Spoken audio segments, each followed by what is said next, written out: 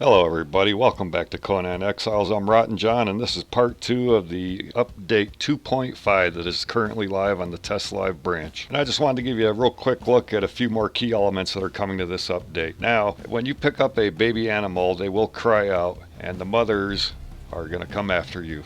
Like take for instance the shalebacks here. Once I grab one of the babies, the mamas are coming after me. A little over encumbered here. I am in God mode though, so they can't hurt me. Just wanted to do this just to show you that when you do grab the babies, they are going to cry out and the mothers will come after you now. I'll get rid of this baby and grab it again just so you can hear the cry that it makes when we do pick it up.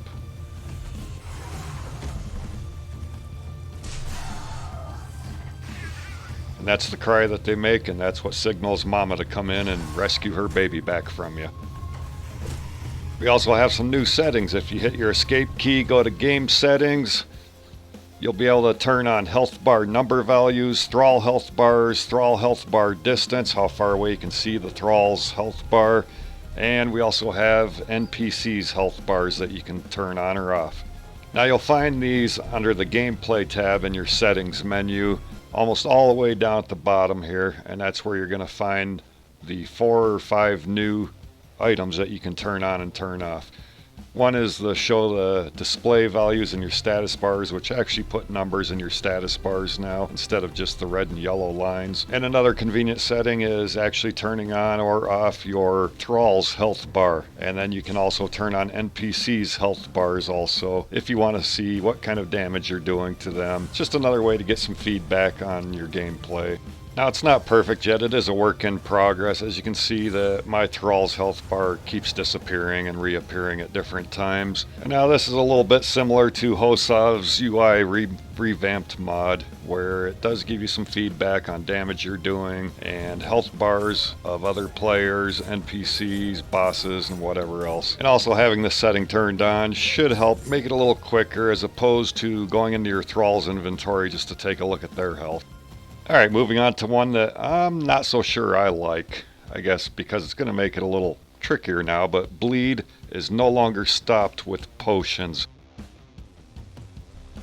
Now it looks like they've changed the bleed to ulcering. As you can see, when the sand beast here hit me with his talons, I've started to ulcer now. And when I try to heal and stop the bleed with a potion, it does not stop the bleed anymore. So in this case, you'll have to use a wrap to stop the bleeding, then your potions to heal up.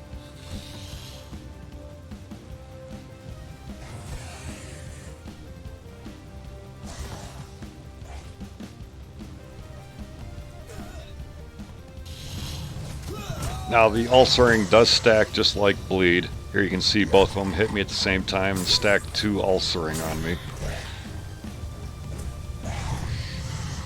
The way it works right now, if you're bleeding you can pop a potion, it stops the bleeding and starts healing, and that is going to be gone after this update. So yeah, I guess that means I'm going to die more often now. Alright, the next thing we're going to look at here are the fish traps and the shellfish traps. They are now easier to place in the water. The way they're working right now, it's kind of hard to place them anywhere unless it's in real deep water. They've actually kind of fixed it now. You can place them in shallower water just like you're supposed to be able to. And I do believe that they've eliminated putting the traps up on land on the shore like you could before. But also keep in mind that the shellfish traps do require deeper water to place them. Here, this one's only covered maybe a quarter to halfway up, and it's actually placing now.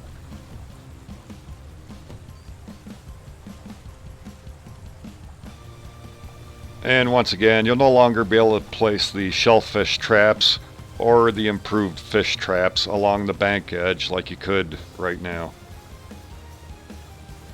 So alright, they got the fish traps fixed as far as placing them in the water. Now for the best part of the fish traps is the bait and fish now have longer expiration timers on them while they're in the water. So yeah, hopefully this eliminates the need to babysit these fish traps when you're trying to catch fish for oil or whatever else you're going to use them for. And now as you can see here, we have 10 minutes for each bug that is catching a fish in our fish trap for us instead of the seconds that we have currently. Alright, so on to something a little bit more interesting here. Building pieces will now have directional arrows pointing to the outside edge of whatever piece it is you're trying to place. Like here we have a foundation, which will show you kind of what your outside facing edge is. Where this is going to come in real handy will be on your walls. There's going to be no more guesswork on which way your wall is facing. Even though it had the outer face written on it, sometimes it could get a little confusing. Now we have a nice direction arrow that's going to tell us which way it's actually facing.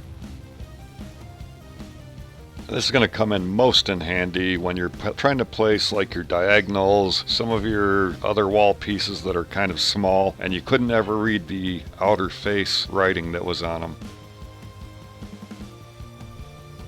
Alright, I love it. We just created a masterpiece base here. Alright, another thing in this update is there's a whole bunch of weapons updates.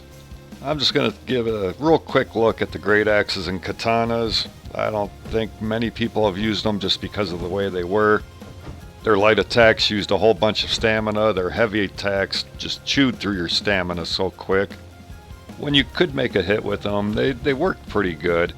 And this is our old great axe, the massive spin and win feature here. Well, that's now going to be gone. So now this is what the light attack is going to become with this update. It's going to be a series of jabs and stabs, and you can chain this together forever, and it's not going to drain your stamina out. Although the attack damage is going to be a little less than what it was before, it's going to make up for speed though. And here's a quick look at the new heavy attack with the great axe. Gone are the days of the spin to win, and this is now the new attack animation, which actually still does not drain out your stamina, and you can use it endlessly. And now the katana, this is the way it works currently. It eats up your stamina quick. It's not very effective. I don't know a lot of people that use it. I imagine someone that does use it has gotten good with it, but I just don't know a lot of players that use it. I mean, the way it currently is, it just chunks through your stamina quick.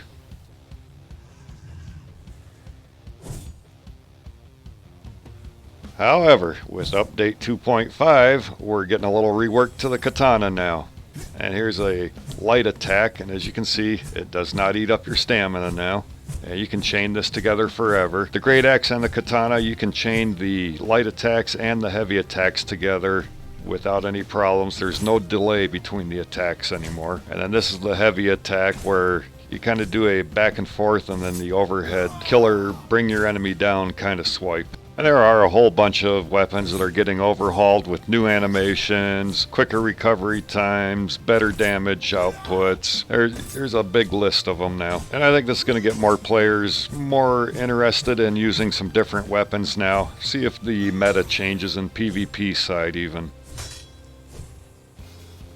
Then the last part we're going to look at here are the healing wraps and potions. They've all received reduced crafting times to each and every one of them now. And I guess maybe this is going to help offset the fact that if you're bleeding, you have to use a wrap before you can use a potion to get healed up now. I don't know. Not sure I like it, but it's going to add some more interesting gameplay to the game.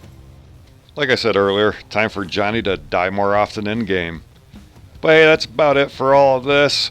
I'll put a link to the Funcom forum so you can read more into it. I hope you enjoyed this. Hope you found some of the information useful. If you did, please throw me a thumbs up. And like always, we'll catch you next time.